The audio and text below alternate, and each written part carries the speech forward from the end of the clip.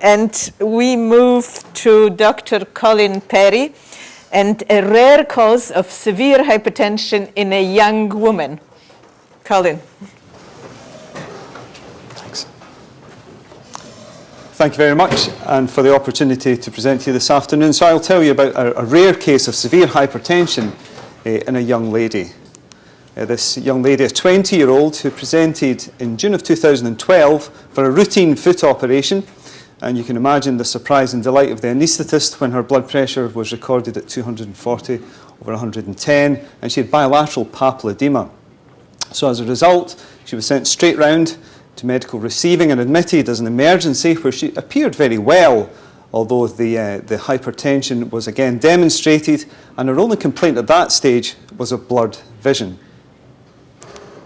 She denied any chest pain. She said that she had not been short of breath, and she denied any recent trouble with headaches. And she had the routine screen of investigations and some further investigation undertaken at that stage. She had normal renal function and no sediment in her urine. She had a normal renal ultrasound, a normal CT scan of her brain, and a normal CT venogram, because there was some concern that she may have had cerebral venous sinus thrombosis. This was in a hospital out with her catchment. She had a normal potassium and an unremarkable aldosterone-renin ratio. And I can assure Professor Schifrin she was a non-smoker, she said. And so she was commenced in antihypertensives at that stage. She commenced amlodipine and lisinopril, and her blood pressure improved, though certainly did not return to normal levels. And I can tell you also that she had an echo showing left ventricular hypertrophy and a 24-hour blood pressure monitor showing daytime average of around 181/115 with no significant fall overnight. So severe hypertension in this young and relatively asymptomatic young lady who really presented through serendipity. So I could maybe ask our experts at this stage what they would suggest we would do in terms of investigation next.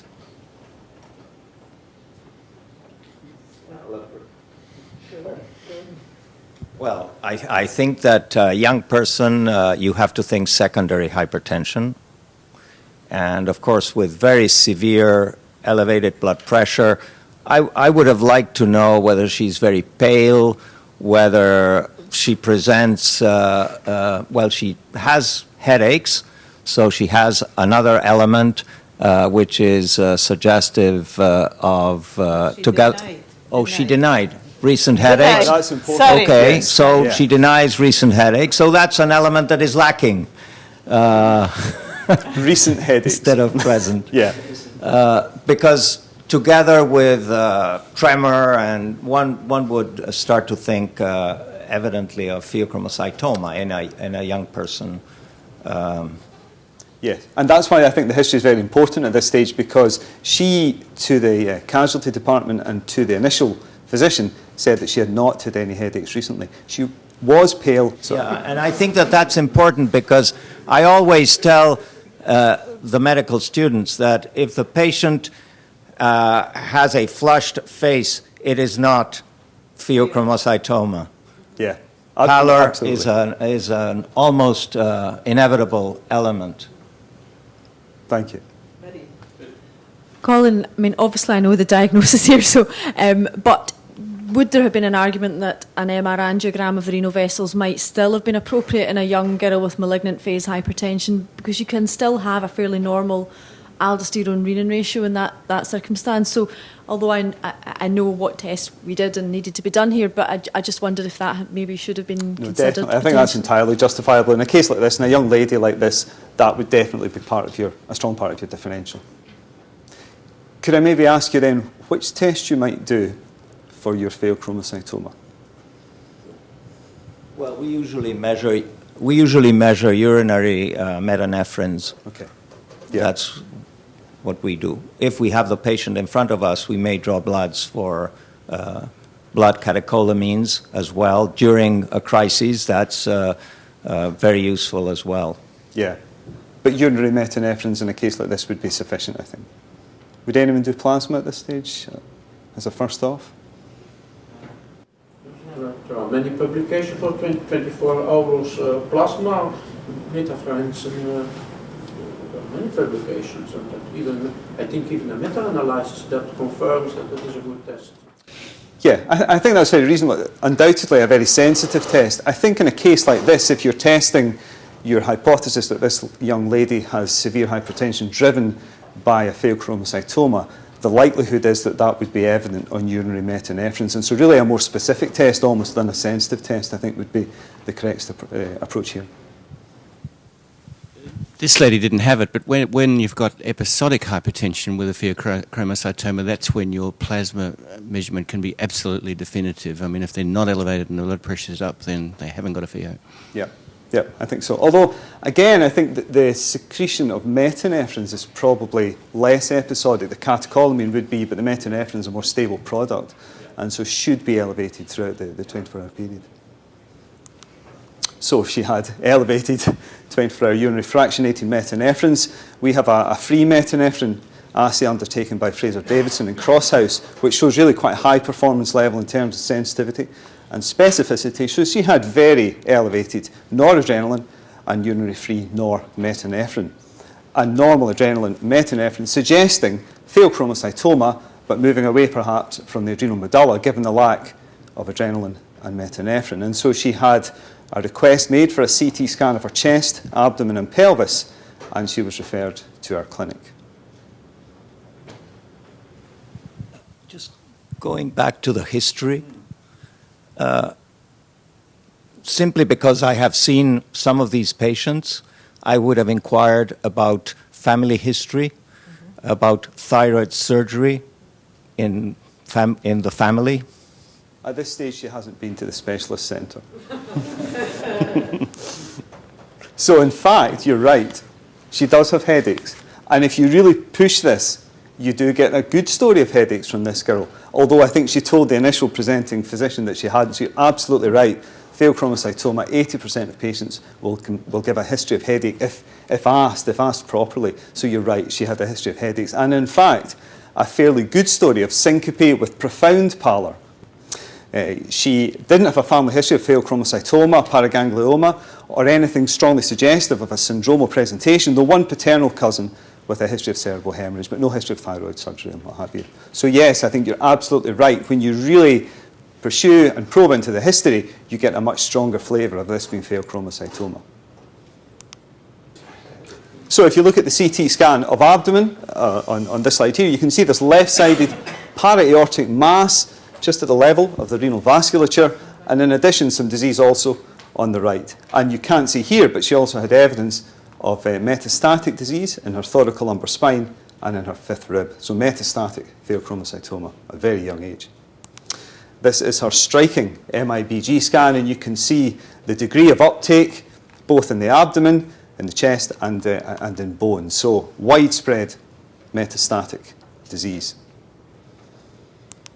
So we commenced phenoxybenzamine and slowly discontinued the lisinopril and amlodipine before commencing labetalol, and her blood pressure fell to more desirable level of 140/85, with a postural fall showing quite appropriate response to her alpha blockade to 125/80, with her being at that stage relatively asymptomatic and able to walk and function. So could I ask at this stage what you would suggest in terms of treatment given the extensive nature of this girl's metastatic disease?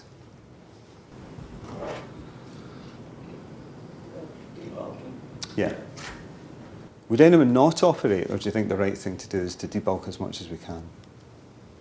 Yeah. So we presented this to Professor O'Dwyer as a challenge, and perhaps you could tell us exactly how the surgery went. Yes. Just interrupt, because perhaps for those who are not used to treating these patients, why you proceed with the phenoxybenzamine first and introduce the beta blocker shortly after. So the danger in a patient like this, if they are given unopposed beta blockade, is that you have profound alpha-mediated vasoconstriction and you can then precipitate a crisis, and that could be fatal. And so there is a real danger here in giving the wrong agent in the wrong order.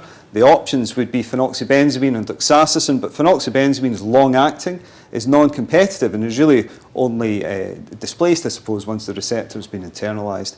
And so that is a safer approach to alpha blockade preoperatively, although there are more symptoms associated with it, and long-term phenoxybenzamine is not a pleasant option in terms of the profound postural hypotension and also the nasal stuffiness that patients do describe.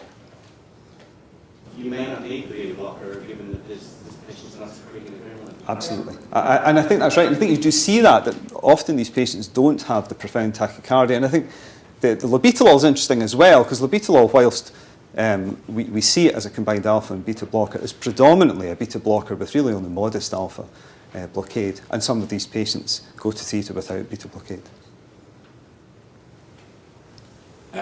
Colin, can you just go back to the CT out of interest just to...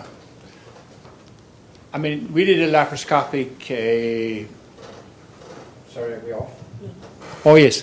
We did a laparoscopic resection. We removed all her para-aortic and paracaval lymph nodes from the iliacs right up to the diaphragmatic crus. Removing this, as you can see, with the vein, we divided, you can obviously do that, divide the left renal vein. So we removed her all on block laparoscopically, and she was in hospital 24 hours post-operatively, I think, isn't it? Yeah. Which is fantastic. Made a non-eventful recovery. And intraoperatively, no concerns with blood pressure and... No concerns, no. We have done a lot of phaos and paragangliomas now, and we haven't had a serious event. Yeah. During the manipulation of the tumor, there were no arrhythmias? No, we haven't had... We've done over 100 phaos or paragangliomas, and we haven't had a serious event in anyone. No arrhythmias. And I think, again, it's because of the laparoscopy is so gentle on these tissues. We did it, was it an 18-year-old last week with a large right-sided tumor, and it was a very big tumor. Normally we try and get the veins first, but in him we couldn't. So we had to do a lateral mobilization and then find his vein and clip his vein. But even then, his blood pressure went up to a maximum of about 160 over 110, and he got a mild tachycardia. And he was done without blockade? And he was done without any blockade. Without He wouldn't tolerate. He wouldn't tolerate alpha blockade. Yeah, I recall a case of a pregnant lady with bilateral pheo and medullary thyroid carcinoma who the remaining adrenal was manipulated because it didn't have a tumor and had a terrible arrhythmia. And that's how they discovered that she had bilateral tumors of bilateral pheo. But this is many, many years ago, like more than 30. Yeah, we don't see it with laparoscopy. Yeah, but even in old times, when we did open surgery, well-prepared medically patient, well alpha-blocked patient, didn't have any tachycardias, arrhythmias, or blood pressure rises, because if you give enough phenoxybenzamine, nothing happens. Yeah. We did have one arrest and at open surgery on the table. That wasn't my patient. We responded to massage and was fine. Good. I think the impressive thing is how quickly they get home. I mean, that really is amazing after the laparoscopic approach. To see these guys up and about in a day is fantastic. I do remember once being asked about a possible pheochromocytoma in an ITU, and the anaesthetist said, "Will we give them a trial of a beta blocker and see if their blood pressure climbs, and that will tell?" I suggest that was not the conventional approach. So this young lady underwent debulking surgery, and this large tumour, as Professor Dwyer has told us, was resected with fat and vascular invasion, and lymphadenopathy unfortunately involved, and a Ki-67 proliferation index which was variable across the tumour between 1 and 5%, so some areas of more brisk mitotic activity.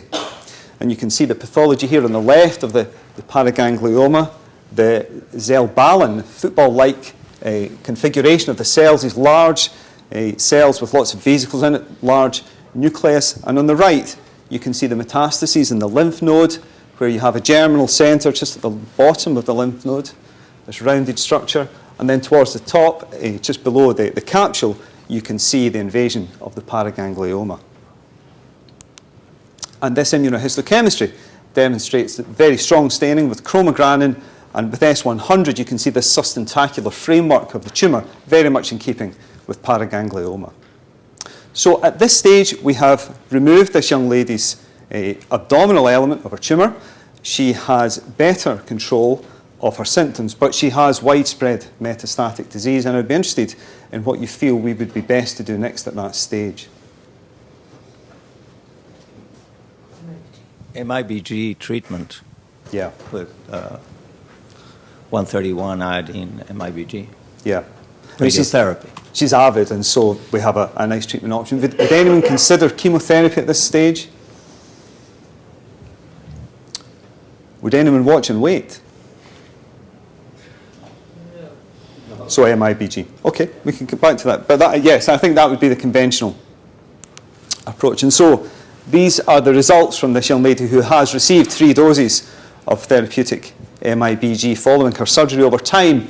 And you can see that the surgery was undertaken in August 2012, and then she's had MIBG in November 2012, January 2013, and then again very recently. And you can see this biochemical response to her MIBG therapy over time. And so this would suggest that we have got an MIBG avid tumour that does seem to be responding in terms of biochemistry to this intervention. So this is quite a gratifying response.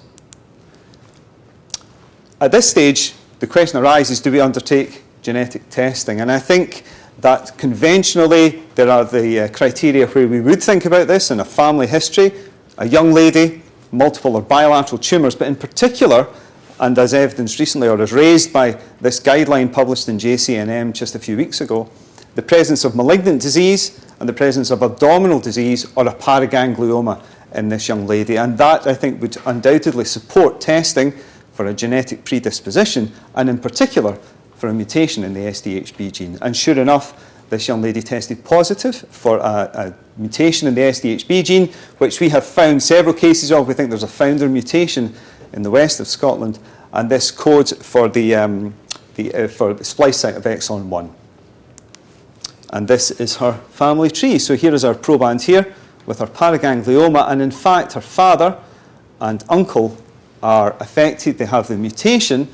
Her father has a renal cyst. On screening, our screening protocol would be an MRI scan every 3 years of neck to pelvis, an ultrasound of abdomen in the intervening years, an annual measurement of plasma metanephrine, and in fact we do urine as well. And we do plasma in these individuals because we're looking for very small and very early tumours rather than tumours that are more immediately apparent in terms of symptoms.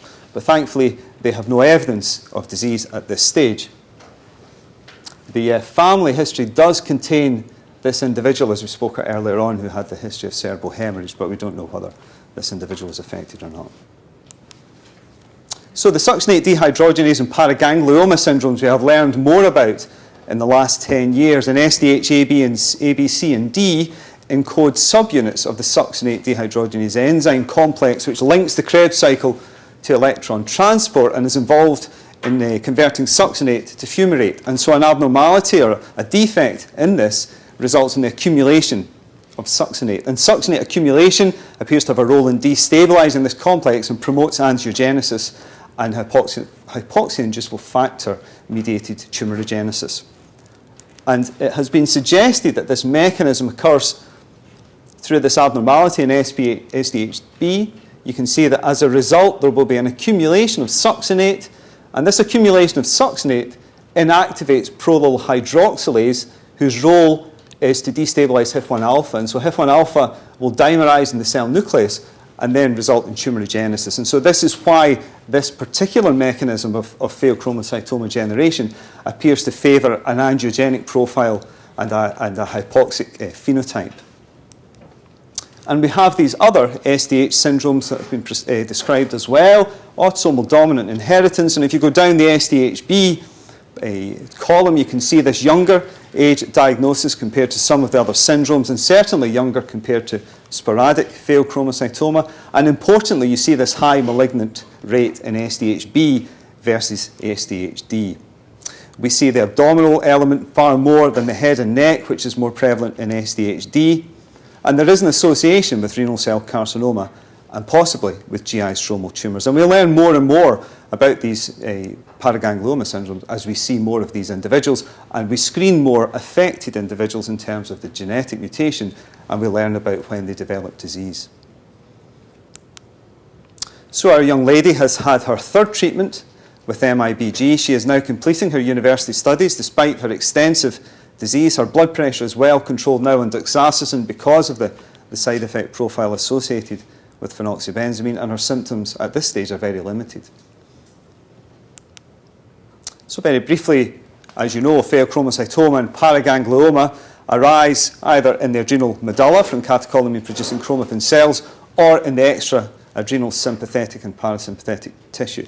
Parasympathetic tumours, usually head and neck paragangliomas, and almost always non-secretory. They are very rare, 1.5 to 8 cases per million, with a prevalence in the population of around 1 in 5,000. And even if you screen a tertiary hypertension clinic, you will find maybe 0.5% of patients with a pheochromocytoma.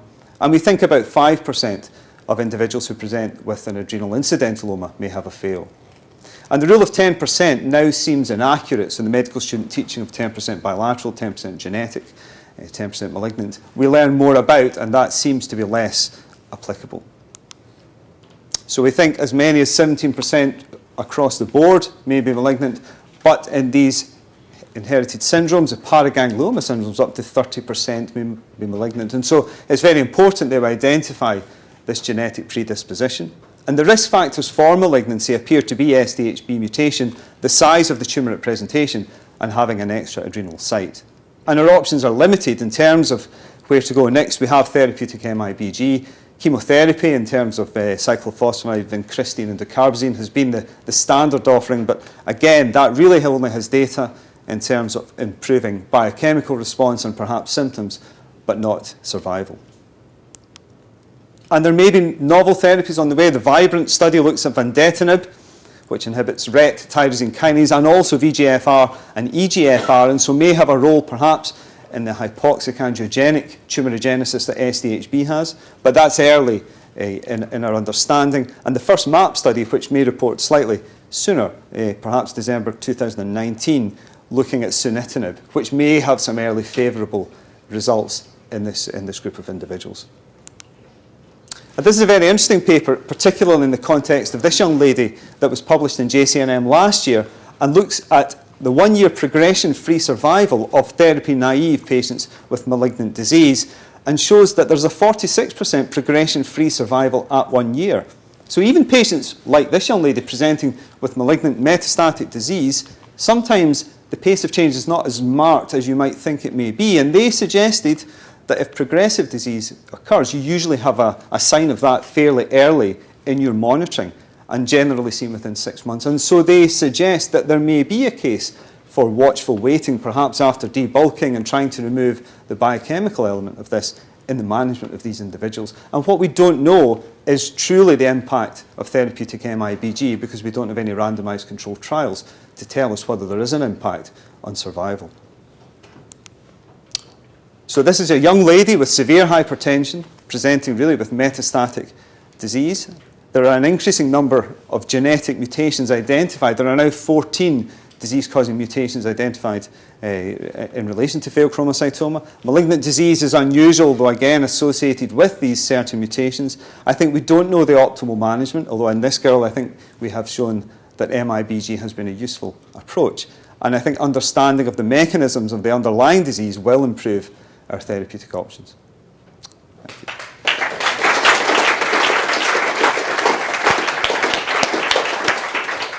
So any additional points for Colin? Ernesto? Yeah, I think it's a beautiful presentation. Congratulations. But I would like to hear a little bit more about genes and mutations and pheo. Okay. So I think the important thing in this girl is so there are approaches to screening for the genetics, and I think you can do a blunder. You can attack everything. You can look for RET, SDHB, SDHD, VHL, and the like. And I think that as we have next generation sequencing, that may be the way in which we go. But in this girl, I think you could have predicted the likelihood that this would be SDHB. She had abdominal disease, she had metastatic disease, it wasn't multicentric, it was metastatic but not multicentric, and the biochemical phenotype was noradrenaline rather than adrenaline secreting. And so I think that takes you into SDHB, takes you away from SDHD, is less likely to VHL in that there are no associated features and no strong family history. And so I think that as would be applicable to any other branch of medicine, you really have to try and identify what your most appropriate investigation would be rather than a broad approach to screening for all the genetic abnormalities. And then I think, were it not to be SDHB and SDHD, you can start to think further afield. But these are the ones that we are identifying more and more of, and obviously very important for her and her family, and where she has to have offspring. And the association with thyroid cancer in the RET gene mutations? So there, in SDHB and D, there is a weak association with papillary thyroid cancer, not terribly strong. No association with medullary thyroid cancer in this group of individuals and in this mutation. But we think there may be GI stromal tumours and there may be a few cases of papillary thyroid cancer. And there is one series that suggests as many as 11% of patients developing renal cell carcinoma, which is interesting. One of the issues you identify is the number of incidental findings when we start screening these patients in terms of renal cysts and what have you. Is there any reason for looking at the armpits of patients who have FEO or possible FEO? Well, I think were she to have the phenotype of NF1 and she had capillary and axillary freckling, then yes. And NF1 is very interesting because I think that if you have NF1 and a FEO, the chance, we're told, of malignancy is higher than were it to be a sporadic pheochromocytoma. Rare, only about 7% of the NF1 have FEOs. The interesting point in that is how do you screen for it? And lots of NF1 patients are only screened by asking them, do they have hypertension? What's your blood pressure? And I don't think that's sufficient in that they have an inherited predisposition. Okay, I have an additional question. So she's now 22.